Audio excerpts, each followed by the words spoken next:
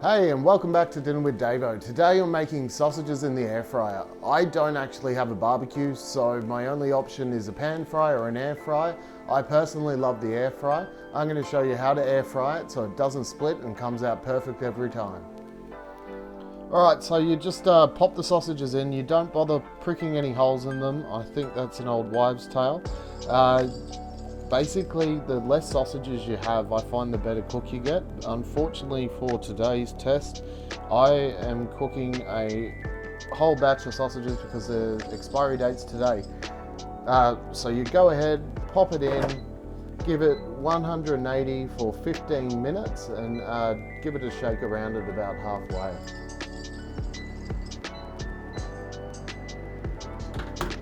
Okay, I normally just shake the basket, but it's really quite hard to get in there at the moment with this many sausages. My 15 minutes might not actually work, to be 100% honest with you, because of the amount of sausages that are in here. If you do overcrowd it, you generally tend to find that you need to add an extra couple of minutes, which is probably what I'm going to do before I show you guys the finished product. Back in there for 7 minutes.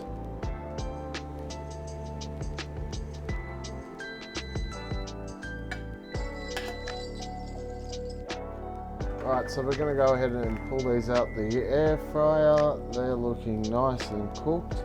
I did actually give them an extra 2 minutes because as I said, I've completely filled up the basket and they were struggling to get it cooked through properly.